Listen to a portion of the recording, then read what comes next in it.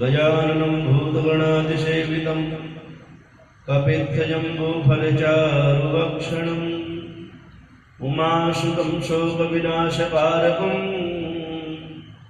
नमामि विघ्नेश्वरपादपङ्कजं। विघ्नेश्वराय वरदाय सुरप्रियाय लम्बोदराय सकलाय जगद्विताय नागाननाय स्तुतियज्ञविभूषिताय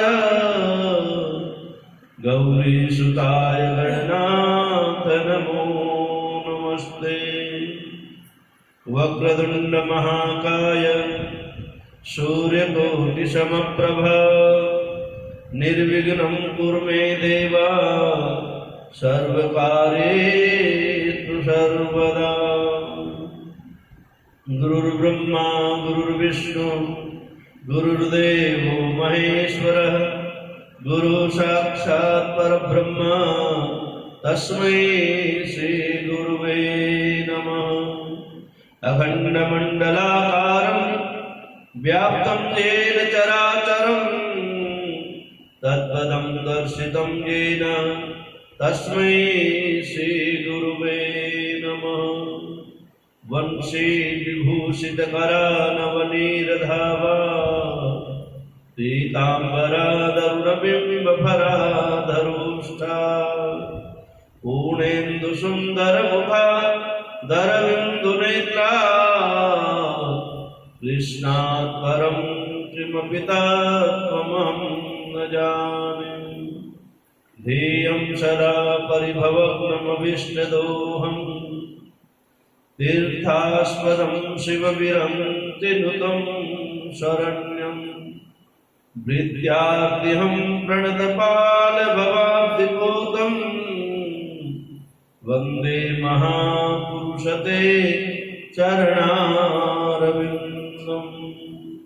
राधे मेरी स्वामिनी मैं राधे जुगुदास जन्म जन्म मोहि दीजियो श्री वृंदावन को वास।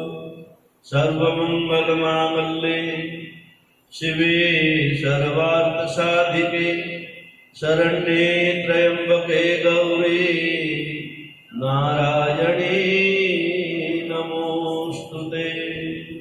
जयंती मंगला काली भद्रकाली कपालिनी दुर्गा क्षमा शिवा धात्री स्वाहा स्वधा नमोस्तुते।